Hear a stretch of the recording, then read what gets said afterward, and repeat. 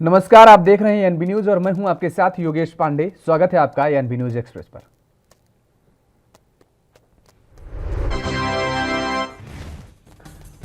प्रधानमंत्री नरेंद्र मोदी ने आज राष्ट्र के नाम अपना संबोधन दिया। पीएम मोदी ने इस दौरान कोरोना वैक्सीनेशन के आंकड़े 100 करोड़ पार करने पर देशवासियों को बधाई दी और बताया कि भारत ने कैसे महामारी की चुनौतियों को पार किया। पीएम मोदी ने कहा कि दुनिया के दूसरे बड़े देशों को वैक्सीन पर रिसर्च करने में, वैक्सीन खोजने में निपुणता थी। भारत अधिकतर इन देशों की बनाई वैक्सीन पर ही निर्भर रहता था।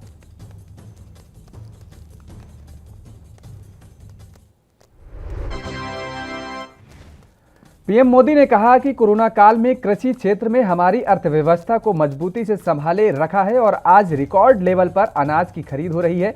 किसानों के बैंक खाते में सीधे पैसे जा रहे हैं। वैक्सीन के बढ़ते कवरेज के साथ हर क्षेत्र में सकारात्मक गतिविधियां तेज हो रही हैं।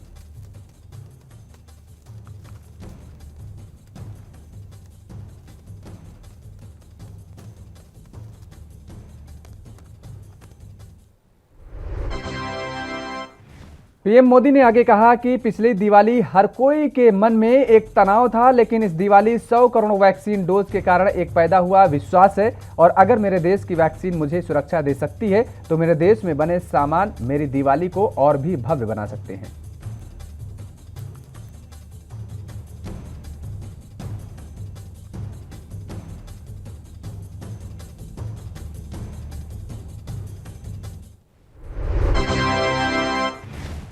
पीएम मोदी ने कहा कि हमने महामारी के खिलाफ देश की लड़ाई जन भागीदारी को अपनी पहली ताकत बनाया है और देश में अपनी एकजुटता को ऊर्जा देने के लिए ताली थाली बजाई, दिए जलवाए। और तब कुछ लोगों ने कहा था कि क्या इससे बीमारी भाग जाएगी, लेकिन हम सभी को उसमें देश की एकता दिखी और सामूहिक शक्ति का जागरण दिखा।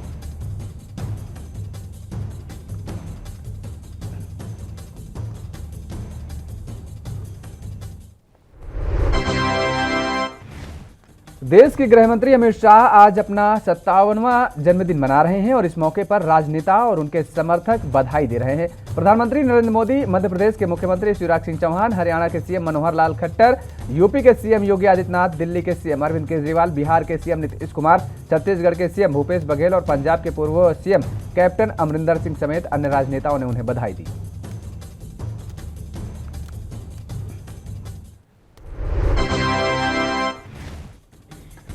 प्रधानमंत्री नरेंद्र मोदी ने आज देश के नाम अपना संबोधन दिया। राष्ट्र के नाम संबोधन के दौरान पीएम मोदी ने कहा कि 21 अक्टूबर को भारत ने 100 करोड़ कोरोना टीकाकरण के लक्ष्य को पूरा किया है। ये उपलब्धि देश के प्रत्येक व्यक्ति को है। मैं इस उपलब्धि के लिए प्रत्येक नागरिक को बधाई देता हूं। इस पर कांग्रेस के वरिष्ठ नेता पीएल पुनिया ने कहा, 100 करोड़ का आंकड़ा पार करना काबिले तारीफ है।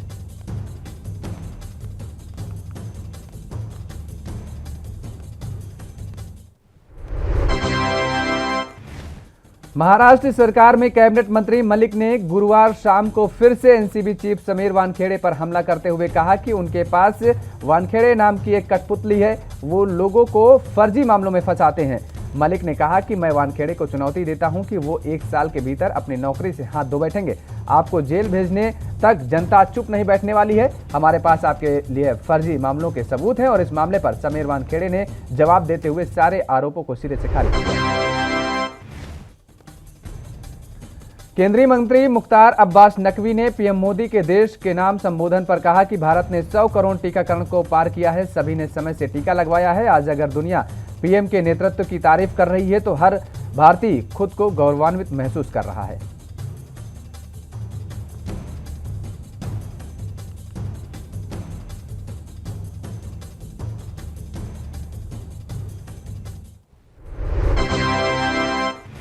विधानसभा के शताब्दी समारोह में शिरकत करने आए राष्ट्रपति रामनाथ कोविंद का बिहार दौरा समाप्त हो गया है। वो 3 दिनों की बिहार दौरे को पूरा करने के बाद दिल्ली वापस लौट गए हैं और इससे पहले उन्होंने शुक्रवार को पटना सिटी स्थित हर मंदिर साहिब गुरुद्वारा पहुंचे और यहां उन्होंने सपरिवार मत्था टेका। इस दौरान गुरुद्वारा प्रबंधन कमेटी की तरफ से उन्हें शॉल और सम्मानित चिन्ह के रूप में भेंट की गई।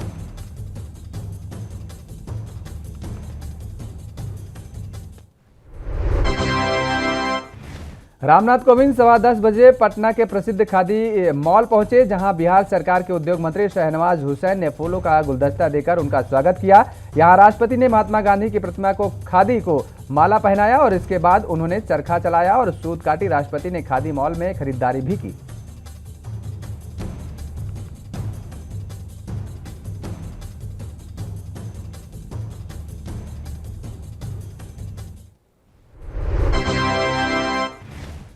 भारत सरकार के सूक्ष्म लघु उद्यम राज्य मंत्री गिरिराज सिंह ने कहा कि यह दुख की घड़ी है। पाकिस्तान परस्त आतंकियों ने कायरतापूर्ण तरीके से मजदूरों की हत्या की है। इसे बर्दाश्त नहीं किया जाएगा। समय आने पर इसका बदला लिया जाएगा। गिरिराज सिंह ने कहा कि आतंकवादी हमले में मारे गए मजदूरों का बलिदान व्यर्थ नहीं जाएगा।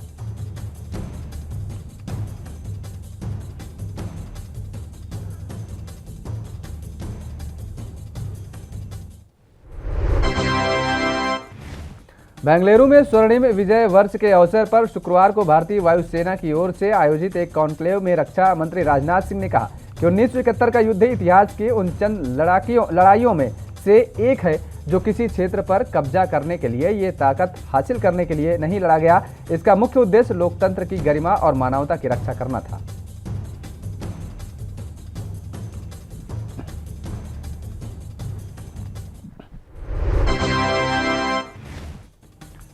रक्षा मंत्री राजनाथ सिंह ने संसदीय समिति की बैठक में कहा कि सरकार फिलहाल मित्र देशों के नवीनीकृत हथियारों और उपकरणों के निर्यात के लिए दिशा निर्देशों को अंतिम रूप दे रही है और अधिकारियों के अनुसार रक्षा मामलों पर संसदीय सलाहकार समिति की बैठक के दौरान मंत्री ने बेंगलुरु में कहा कि भारतीय सशस्त्र बलों के पुराने हथियारों और उपकरणों को पहले रक्षा उद्योगों द्वारा नवीनीकृत किया जाएगा और फिर उन्हें मित्र देशों को निर्यात किया जाएगा।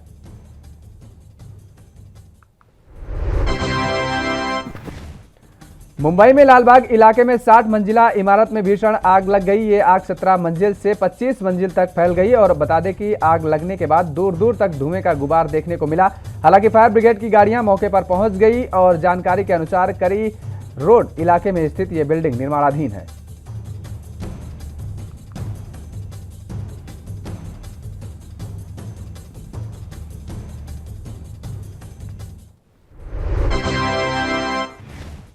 बता दें कि निर्माणाधीन इमारत होने के कारण इसमें मजदूर काम कर रहे थे, जिसकी वजह से हाहाकार मच गया। इस बवाल के बीच एक शख्स इमारत की बालकनी से जान बचाने के लिए कूद गया और इसके बाद काफी देर तक बीच में ही लटका रहा, लेकिन बाद में वो नीचे गिर गया जिससे उसकी मौत हो गई।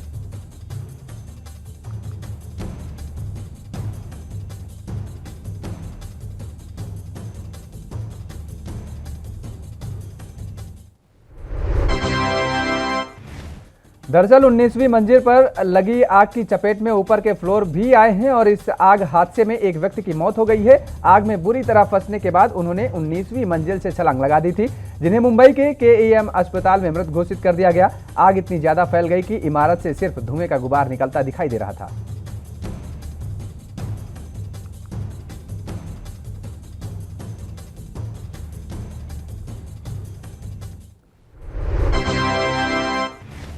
महाराष्ट्र में कोरोना की स्थिति में तेजी से सुधार हो रहा है और इस बीच राज्य सरकार ने शुक्रवार से सिनेमा हॉल, पार्क व ऑडिटोरियम को पूरी तरह खोल दिया है। राज्य सरकार की ओर से इसको लेकर दिशा निर्देश भी जारी कर दिए गए हैं, जिसके तहत सिनेमा हॉल, पार्क व ऑडिटोरियम देर रात तक खुले रह सकेंगे।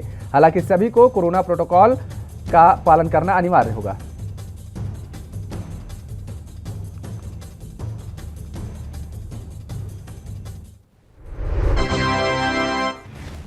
पंजाब के पूर्व मुख्यमंत्री कैप्टन अमरिंदर सिंह ने हाल ही में नई पार्टी बनाने का ऐलान किया था और इसी के साथ विधानसभा चुनावों में बीजेपी के साथ गठबंधन के संकेत भी दिए थे। अब इस बीच एक बार फिर कैप्टन अमरिंदर सिंह पर निशाना साधा जा रहा है। दरअसल कैप्टन अमरिंदर सिंह के घर पर रहने वाली अरूषा आलम को लेकर सवाल खड़े किए जा रहे हैं और उन्हें आईएसआई एजेंट बताया जा रहा है।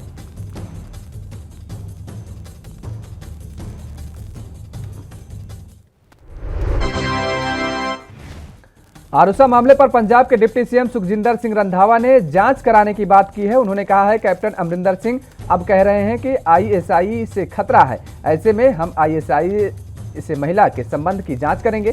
कैप्टन पिछले 4.5 साल से पाकिस्तान से आने वाले ड्रोन का मुद्दा उठाते रहे हैं। उन्होंने कहा कैप्टन के पहले इस मुद्दे को उठाया और बाद में पंजाब में बीएसएफ को तैनात कर दिया गया। हम डीजीपी से इस मामले को भी देखने के लिए कहेंगे। केंद्रीय गृह मंत्री अमित शाह 3 दिनों के जम्मू कश्मीर के दौरे पर जा रहे हैं। इसके लिए वह शनिवार को श्रीनगर पहुंचेंगे और इस दौरान वह सुरक्षा समीक्षा बैठकों की अध्यक्षता भी करेंगे। वहीं पंचायत सदस्यों के साथ साथ राजनीतिक कार्यकर्ताओं को संबोधित भी करेंगे। अमित शाह ऐसे समय में जम्मू कश्मीर का दौरा कर रहे हैं जब हाल ही में घाटी में आम नागरिकों को निशाना बनाया गया और 11 लोगों की हत्या की गई है।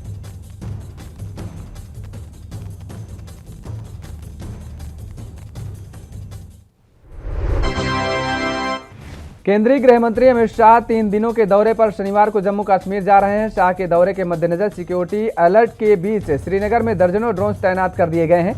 वो क्षेत्र जहां अल्पसंख्यक समुदाय के लोग रहते हैं, उन क्षेत्रों की आज से ड्रोन के जरिए निगरानी की जाएगी। और इतना ही नहीं, संदिग्धों पर नजर रखने के लिए लाल चौक और उसके आसपास के इलाकों में 24 घंटे नाकेबंदी के लिए अतिरिक्त नाका लगाए गए हैं।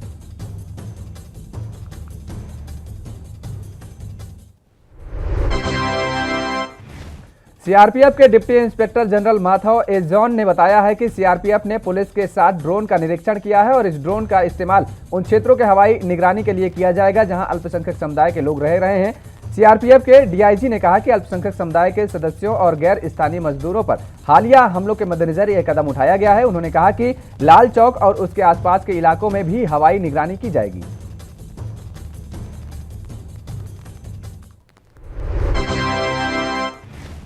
पूंछ में भाटा धुलिया जंगल में छिपे आतंकियों का समूल नाश के लिए सेना के 3000 से अधिक जवान दिन रात डटे हैं। जंगल के बाहरी इलाकों को घेरकर जवान भीतर दाखिल होकर आगे भी बढ़ रहे हैं। अभी तक आतंकियों को कोई भी सुराग हालांकि नहीं मिल पाया है।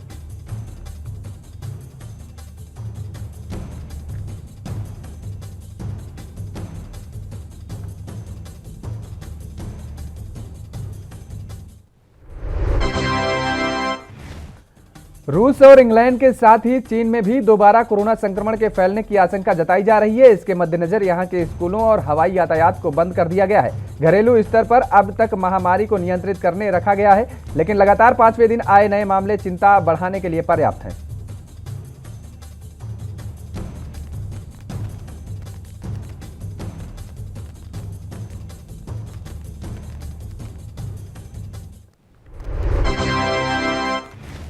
योगेंद्र यादव पर संयुक्त किसान मोर्चा का एक्शन 1 महीने के लिए किया गया। योगेंद्र यादव को सस्पेंड। हाल ही में योगेंद्र यादव ने की थी मृतक बीजेपी कार्यकर्ता शुभम मिश्रा के परिवार से मुलाकात। मोर्चे में कार्रवाई करने के उठ रही थी आवाजें और जिसके बाद की गई बड़ी कार्रवाई।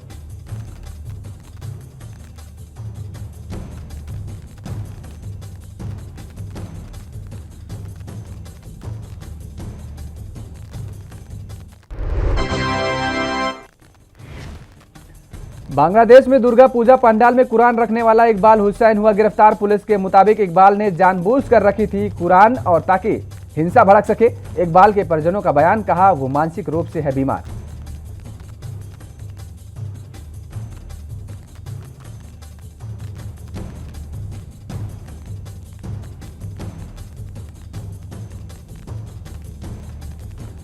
और पेट्रोल और डीजल के रेट में शुक्रवार को फिर बढ़ोतरी हुई है और पेट्रोल जहां 35 पैसे प्रति लीटर महंगा हो गया है, तो वहीं डीजल की कीमत भी इतनी ही बढ़ी है। और इस बढ़ोतरी से पेट्रोल अब दिल्ली में बढ़कर 106 रुपये 89 पैसे प्रति लीटर पर पहुंच गया है। वहीं डीजल भी 95 रुपये 62 पैसे प्रति लीटर हो गया है।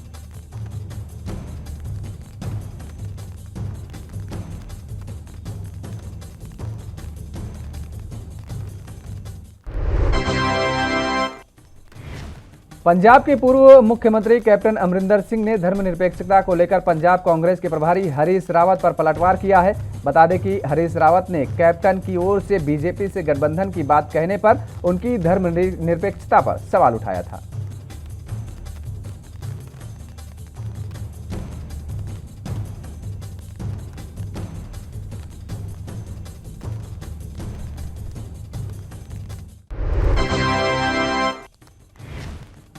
सुप्रीम कोर्ट में कानूनी लड़ाई जीतने के बाद सेना की 39 महिला अफसरों को स्थायी कमीशन मिला है। सुप्रीम कोर्ट ने सरकार को यह सुनिश्चित करने का आदेश दिया है कि 7 कार्य दिवसों के भीतर इन महिला अफसरों को नई सेवा का दर्जा दिया जाए।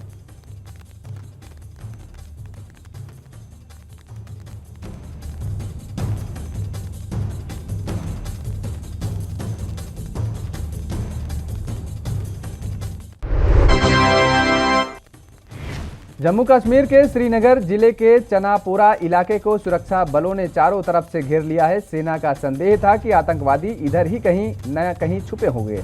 जैसे ही आर्मी ने संदिग्ध आतंकवादियों को ठिकाने पर नाकेबंदी की, तो आतंकियों ने जवानों पर गोलीबारी करनी शुरू कर दी।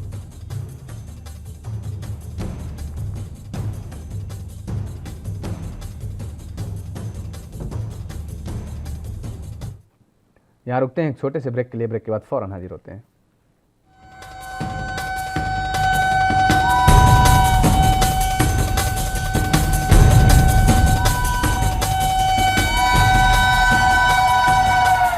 ब्रेक के बाद एक बार फिर आप सभी का स्वागत है। एएनबी न्यूज एक्सप्रेस में खबरों में आगे बढ़ेंगे। ड्रग्स केस मामले में बॉलीवुड अभिनेता शाहरुख खान के बेटे आर्यन खान के बाद अब actress Ananya Pandey narcotics control bureau के रडार पर हैं। गुरुवार को अनन्या पांडे के घर एनसीबी पहुंची थी और इसके बाद एक्ट्रेस का पूछताछ के लिए ऑफिस से भी बुलाया गया था। इसके बाद शुक्रवार को 11 बजे अनन्या को एनसीबी ने ऑफिस बुलाया था, लेकिन एक्ट्रेस करीब 2:30 बजे ऑफिस पहुंची। अनन्या से एनसीबी ने करीब 4 घंटे आज भी पूछताछ की।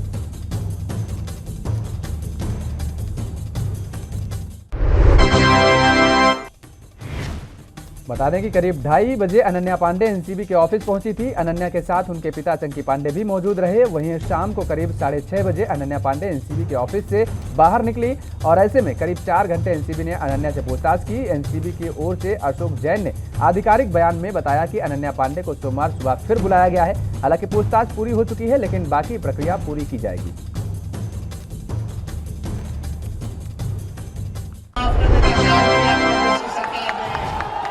बिहार में विपक्षी महागठबंधन टूट गया है। विधानसभा उपचुनाव से पहले कांग्रेस और राष्ट्रीय जनता दल के रास्ते अलग हो गए हैं। राजधानी पहुंचते ही बिहार कांग्रेस प्रभारी भक्त चरण दास ने महागठबंधन के सहयोगी आरजेडी को दुख टूक कहा है कि महागठबंधन को लालू की पार्टी ने तोड़ा है।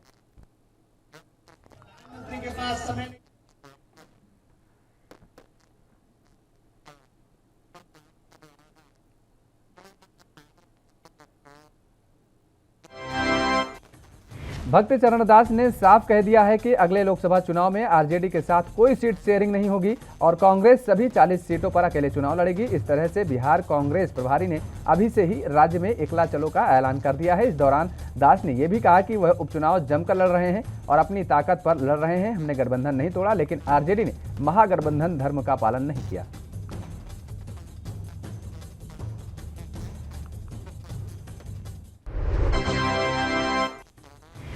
छत्तीसगढ़ के सीएम भूपेश बघेल ने प्रदेश के तमाम जिलों के एसपी और आईजी के साथ बैठक की। बैठक में सीएम भूपेश बघेल ने पुलिस अधिकारियों के साथ नशा कारोबार के रोकथाम को लेकर चर्चा की। सीएम भूपेश बघेल ने अधिकारियों को दूसरे राज्यों से आ रहे नशीले पदार्थ पर रोक लगाने का आदेश दिए।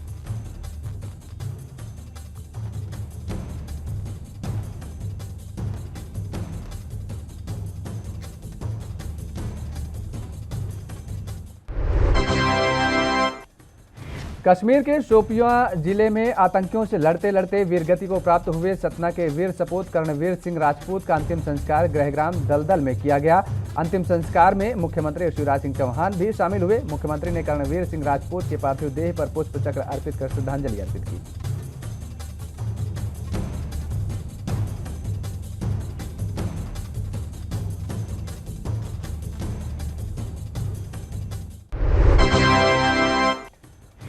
शिवपुरी के कोलारस में तेल से भरे टैंकर के लूट का मामला सामने आया है। जानकारी के अनुसार आरोपियों ने हथियार के दम पर सरसों तेल से भरे टैंकर को लूटकर फरार हो गए।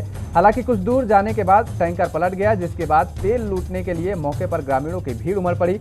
वहीं लोगों की भीड़ का फायदा उठाकर आरोपी मौके से फरार हो गया। दूसरी ओर मामले की सूचना मिलते ही पुलिस जांच और आरोपियों की तलाश में जुट गई है।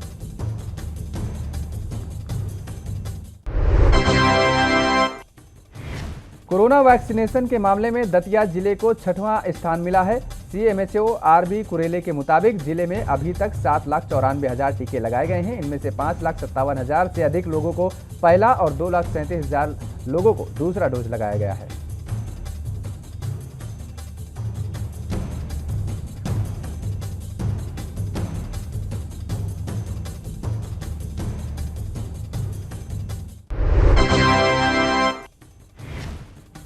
राष्ट्रीय एकता दिवस पर गृहमंत्री नरोत्तम मिश्रा ने सेना के जवानों की बाइक रैली को हरी झंडी दिखाकर रवाना किया है। आजादी के अमृत महोत्सव की कड़ी में भोपाल के शौर्य स्मारक में हुए इस कार्यक्रम में डीजीपी विवेक जौहरी के अलावा पुलिस और विशेष बल के जवान भी शामिल हुए।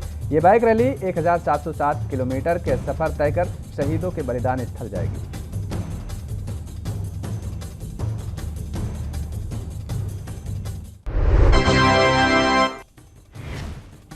खबर मध्य प्रदेश के भिंड से है, जहां नयगांव स्वास्थ्य केंद्र में रिश्वतखोरी का मामला सामने आया है। जानकारी के अनुसार एक महिला प्रसव के लिए अस्पताल पहुंची थी, जहां स्वास्थ्य केंद्र की नर्स द्वारा प्रसव के लिए महिला से पैसों की मांग की गई। महिला के परिजनों का आरोप है कि नर्स की ओर से प्रसव कराने के लिए 5,000 रुपए की डिमांड की गई है। वहीं मामला सामने आने के बाद अस्पताल के अधिकारी इस पर जाँच करने की बात कर रहे हैं।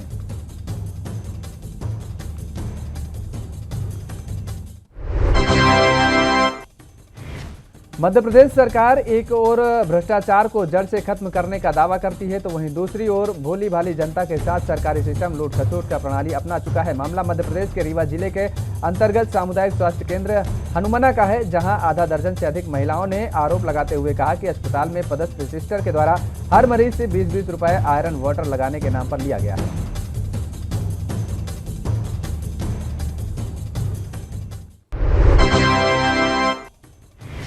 मध्य प्रदेश में लगातार बढ़ते साइबर क्राइम और साइबर अटैक के रोकथाम को लेकर इंदौर पुलिस की ओर से इन दिनों एक विशेष पहल की जा रही है। दरअसल बच्चों तक साइबर क्राइम की जानकारी पहुंचाने के लिए इंदौर पुलिस की ओर से साइबर कॉप ट्रेनिंग प्रोग्राम चलाया जा रहा है, जिसके तहत जिले के पुलिस स्कूली शिक्षकों को साइबर क्राइम के बारे में जागरूक कर रही है, ताकि शिक्षक स्कूली बच्चों को साइबर क्राइम के खतरे के बारे में जानकारी दे सके।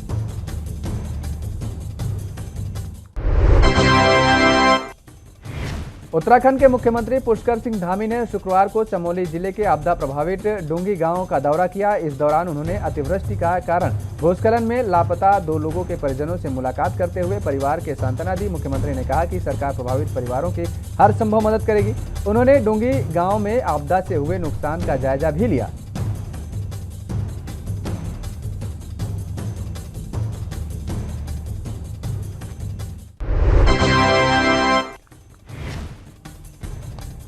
मुख्यमंत्री पुष्कर सिंह धामी ने इसके साथ ही भरोसा दिया है कि किसी भी संसाधन की कमी नहीं होने दी जाएगी। और इस दौरान मुख्यमंत्री ने नलगांव में आपदा से मृतक के परिजन को 4 लाख का चेक भी दिया है। सीएम ने कहा है कि आपदा की इस घड़ी में सभी संयम बनाए रखें। सर्वेक्षण के दौरान मुख्यमंत्री के साथ पर्यटन एवं जिला प्रभारी मंत्री सतपाल महाराज भी मौजूद रहे।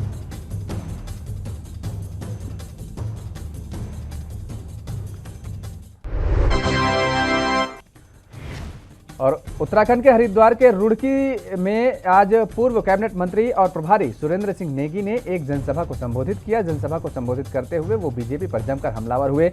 उन्होंने कहा कि बीजेपी सरकार पूरी तरह से विफल रही है। आज 4 साल से ज्यादा बीजेपी सरकार को बने हो गए हैं, लेकिन आज तक सरकार द्वारा एक भी विकास कार्य नहीं किया गया है।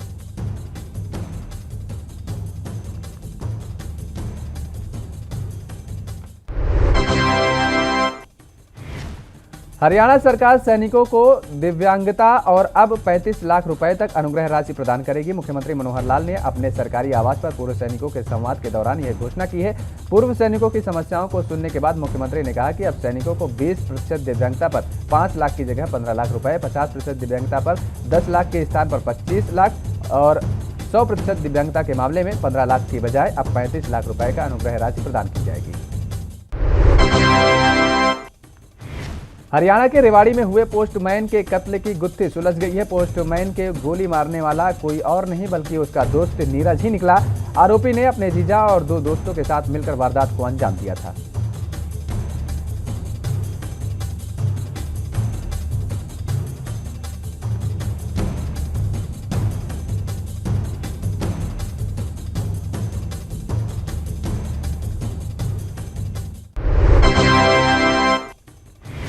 यूपी के बस्ती जिले में सीएम योगी आदित्यनाथ की सुरक्षा में बड़ी चूक देखने को मिली है। योगी के कार्यक्रम में पहले ऑडिटोरियम में एक शख्स लाइसेंसी रिवॉल्वर लेकर घुस गया। हालांकि ड्यूटी पर मौजूद सीओ ने शख्स को देख लिया और ऑडिटोरियम से बाहर निकाल दिया।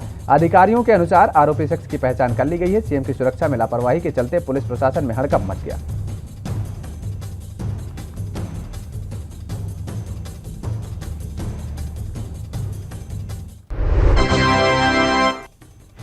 आगरा के जगदीशपुरा थाना के माल खाने से 25 लाख रुपए चोरी के शक में पकड़े गए सफाई कर्मचारी अरुण कुमार की पुलिस हिरासत में मौत को लेकर यूपी में एक बार सियासी माहौल फिर से गर्माता नजर आ रहा है। बसपा नेता गयाचरण दिनकर भी पीड़ित परिवार से मुलाकात करने पहुंचे और उन्हें हर संभव मदद का आश्वासन भी दिलाया।